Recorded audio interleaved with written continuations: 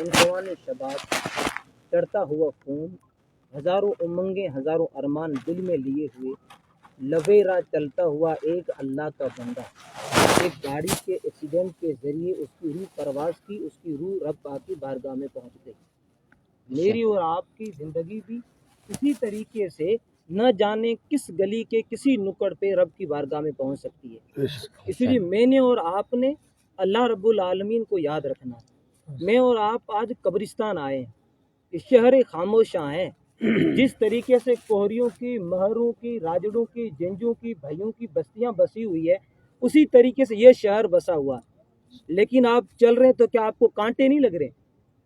کیا مرشد کریم نے حکم نہیں دیا تھا کہ پودے لگاؤ اور اپنے اوتاقوں کے آگے اور قبرستان وغیرہ پہ؟ کہاں ہیں؟ آج صبح 10 بجے جنازہ ہوا، اس قوم کے پنچ ہوں گے، وڈیرے ہوں گے، کہاں ہیں وہ لوگ؟ کہاں جنازہ پڑھیں گے آپ لوگ؟ اسی طریقے سے چلے جائیں گے۔ دیکھیے جو پنچ آدمی ہوتا ہے، جو بڑا آدمی ہوتا ہے، اس پر زیادہ وزن آتا ہے۔ ہمارے یہاں چل کے دیکھو نا، ہمارے قبرستانی آباد دیکھو، ہمارے بڑے وہ کہتے ہیں کرو، تو یہاں کیوں نہیں؟ میں نے اور آپ نے مرنا ہے، ایک دن میں نے اور آپ نے قبر میں جانا ہے۔ اللہ پاک ہم سے پوچھے گا۔ رب ایسا نہ سمجھیں کہ ہم اور آپ اونٹ بکری کی طرح گھومتے پھرتے، کبھی کھانا کھا لیا، اٹھتے بیٹھتے چائے پی لی، پھر قبر میں چلے گئے، حساب نہیں ہوگا۔ حساب ہوگا۔ کلکم سائل کلکم مسئول، تم میں سے ہر ایک ذمہ دار ہے۔ ان رعیت ہی، جو آپ کے ماتحتی میں لوگ ہیں، آپ سے اللہ پاک ان کے بارے میں پوچھے گا۔ آپ سے یہ بھی پوچھے گا کہ جب آپ قبرستان جاتے تھے تو صفائی کیوں نہیں کرتے تھے؟ آپ سے یہ بھی رب پاک پوچھے گا جب تم قبر کی چار دیواری ٹوٹ رہی تھی، تھے کہاں؟ کہاں تھے تم لوگ؟ میں اور آپ ہی، ہمارے آج آنگن بستے ہیں، ہمارے گھروں میں روشنی ہوتی ہے، اجالے ہوتے ہیں، ہمارے آپ کے بچے انتظار کر رہے ہوتے ہیں، پتہ نہیں کس وقت کال آئے کہ فلاں کا انتقال ہو گیا، ہاسپٹل پہنچ گیا، آدھے گھنٹے میں مولوی صاحب کو فون آتا کہ آئیے جنازہ پڑھ لیجیے، آنگن خالی پڑے ہوئے۔ اس لیے میں اور آپ شعور کی دنیا میں آئیں۔ ہر چیز کو آپ نیگیٹو طور پہ لیں گے تو کام نہیں ہوگا۔ انگن ہوئے ہی جتنا دسا جو میں پلٹ کے جائیں۔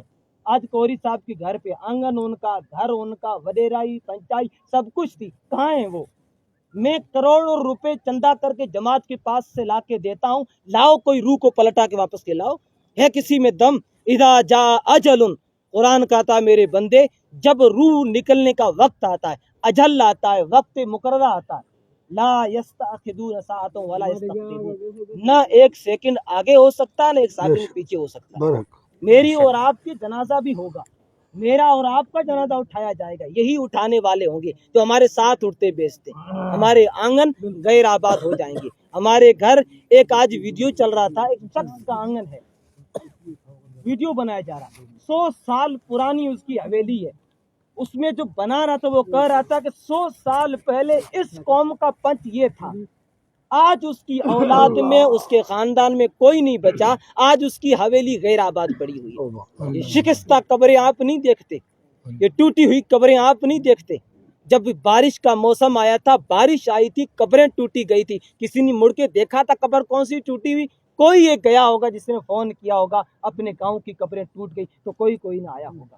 100 سال کے بعد میرے سامنے جتنے لوگ بیٹھے ان میں سے کوئی نہیں ہوگا، اللہ عمر لمبی کرے، اکثر میں سے نہیں ہوگا۔ 150 سال کے بعد کوئی بھی نہیں ہوگا، پھر ہمارا کبھی نام آئے گا، دادے کا، پردادے کا، جب پیڑھی پڑی جائے گی ہمارا نام ہوگا، لیکن اس کے علاوہ ہمیں کوئی یاد کرنے والا نہیں۔ تو شاہ صاحب کہتے ہیں انگن اوے ہی جت نہ دساں جو میں، او تاکوں او ٹھیڑن جو مسو کیوں سبے ہی، او تاکیں تھی ان کے ڈیرے تھے، مہمان کھانے تھے، پلٹ کے گیا تو وہ خالی پڑے ہوئے۔